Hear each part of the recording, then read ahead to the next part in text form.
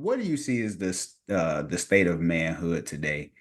Are they in a state of emergency? Are men evolving? Talk to me. Mm. Yeah, yeah.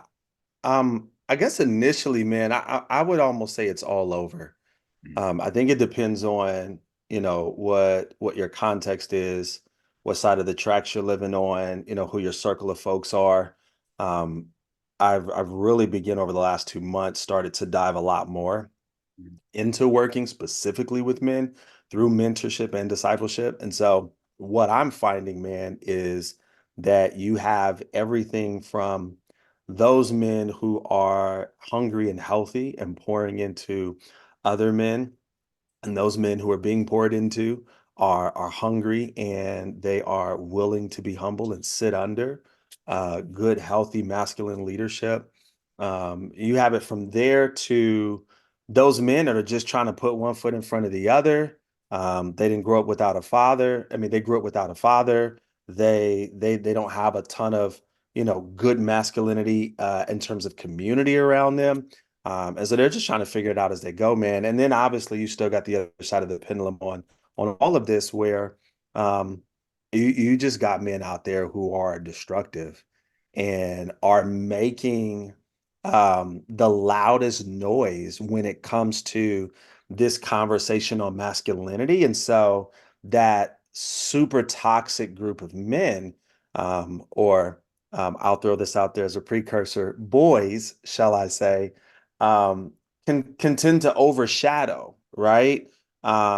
Those men that are doing the best that they can with what they know, with what they have, and those men that are actually thriving. And so I would say the state is all over, man. I mean, all right, is it an epidemic where we have a shortage of good healthy men who are loud and in the public and expressing their gift?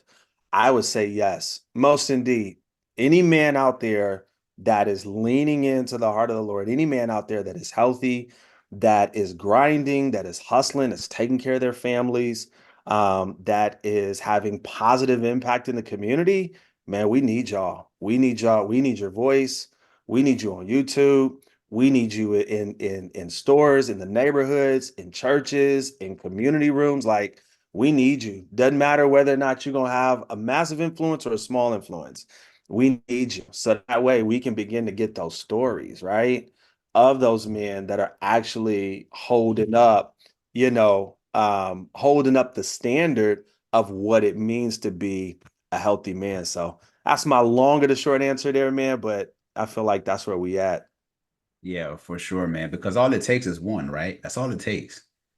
Man, heck yeah. Heck yeah. I mean, because you know how we are. We're competitors by nature. And so it's like if I see one brother on his grind and leaning in and pursuing healthiness, you know what I'm saying?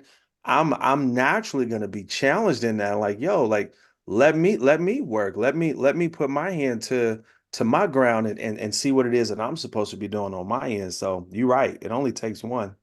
Yeah, man, for sure. Because I think about the impact that I've had on my life from you to so many other people, from Pastor Colbert, Pastor Yep. Vernon, and just so Yep. many my brother, like so many different men that was able to pour into my life that actually took time to Yep. invest in me, Yep.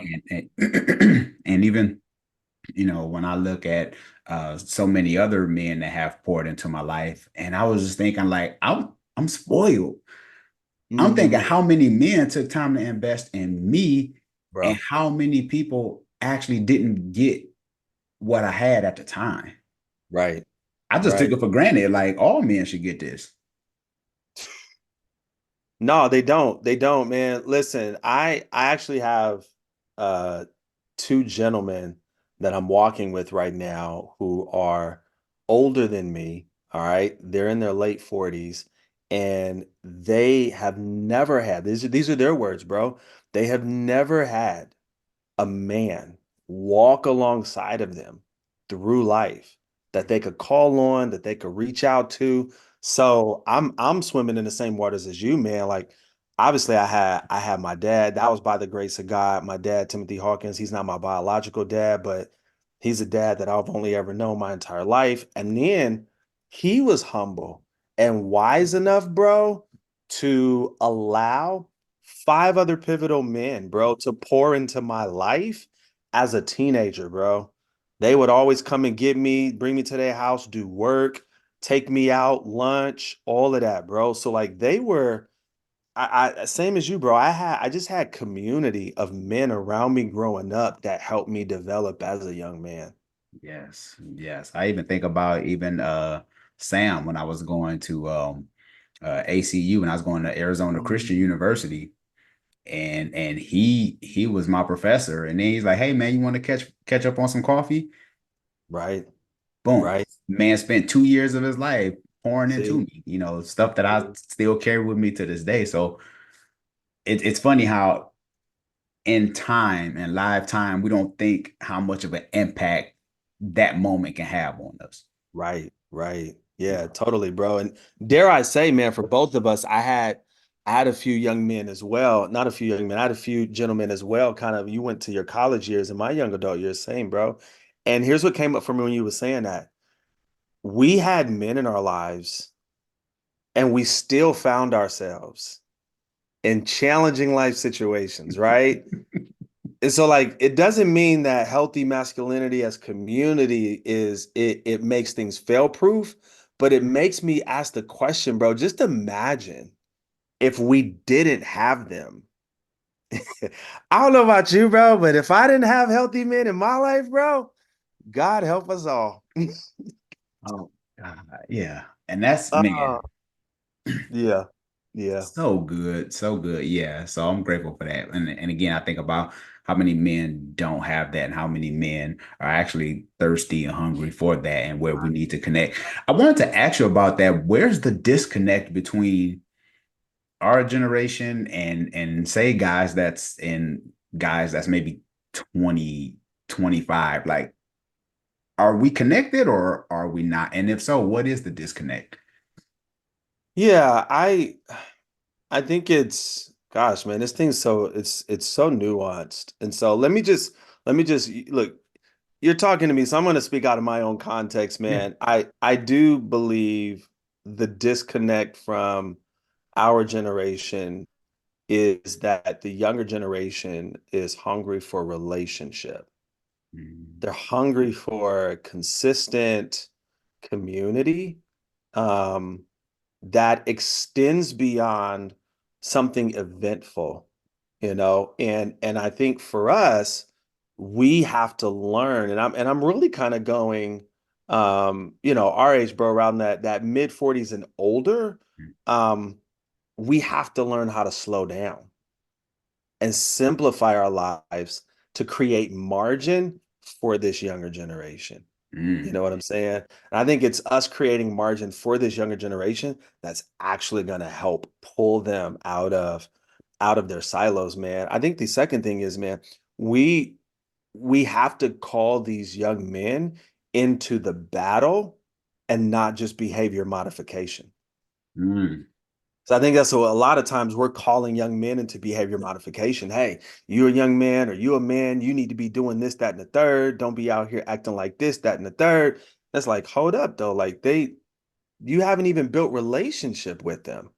You know what I'm saying? Real talk, bro. I was talking to somebody today, young man that I'm mm, working with, and I'm mentoring, mm, and he said to me, bro, he said, "Listen, Hawk, I love you and I respect you because I understand where you're coming from and the time that we've gotten to spend with each other." And he said, "Bro, whatever you tell me to do, man, I'll do it because I know it's coming from a good place in your heart, and we've journeyed together in life." Right? And so I think what we're failing to realize is that the young men of our culture, bro, will legitimately do exactly what we advise them to do if they know, feel, and believe that we're trustworthy, right? That if I know, bro, you got my best interest at heart, and when rubber meets the road and we're about to dive off in a battle, bro, you telling me to run into the war? Swords blazing, bro, guns blazing. Let's do it. Let's yeah. do it. Why? Because I'm out here battling with the guy who's pouring into my life. and you are battle tested, and I've been privy to that. And so I Mhm, said, bro, it's older generation, we need to pull them in, man, by way of relationship, mhm, build that trust. And if we do that, man, I think that gap will start to close. And we'll start to see healthy communities and men come up. mhm. And like you said, I'm trying to think of the word that you used. I don't know if you said that we were too busy or you said we, as far as our generation, did you say something like we were too busy or like we're not connected with them? Like maybe like we need to slow down or something. Yeah, yeah. Slow down, simplify our lives, bro. Create margin, man, for just the space to linger. You know what I mean? Everything about us today is hustle, hustle, go, go, go, right? And like our grind is our badge of honor. When these days for me, bro, like I want the time that I get to spend with the brothers to be a badge of honor, that we sat together, we ate together, our kids played together, our wives hung out together. My wife and I spent, we were able to spend time with this young couple coming up, right? Like we want those spaces to be the badge of honor, man, where I'm not selling you something, or I'm not just trying to get you to promote what I'm doing, but I'm genuinely interested, you know what I mean? Mhm, And what you're doing, where you're trying to go, and who the Lord is calling you to become. So, mhm, yeah, man, we got to create margin for that, though. mhm. I agree. Yeah, man, because we just busy, busy, busy. We just, running on fumes, Man, you know. listen, yeah, yeah. Yeah, Let me throw this one thing out there too. for sure. It, I know some of us, we have different people capacities, right? So I'm Mhm, not saying that for us as men, you got to have like 10, 11, 12 young men under your wing or what. Not at all. But I do believe we should have at least one young man per year, bro. mm, I would tell any man out there, just commit the next 12 months to finding that one young man and pour into him. Just meet with him twice a month for coffee. mhm, Like, and just like, bro, that's what it's 12. So what? 12 times two is mhm. 24. Like 24 meetings in a year, bro, of just one-on-one. There's a lot that can happen in that space. You know Yeah, what I'm saying? So yeah. yeah. And we had, yeah, and now that I'm older, I know this, but living it now, it's like to give myself away, right? That So, everything isn't just centered around me. This, it's just my world and stuff like that to pour myself out and to be able to give and know that this is bigger than me. Because I'm already have three little boys, oh, you know. come on. So, you Come know, on. Don't get me it- started on that. Like, anyway, that let me pause because I know we got most stuff to talk to, but go ahead, man. no, hey, no, hey, if we creating some magic, let's make it happen. Hey, Yeah, go hey. ahead. Well, okay, look, since you're giving the invitation, Yeah, man, for sure. I think for a lot of us fathers, like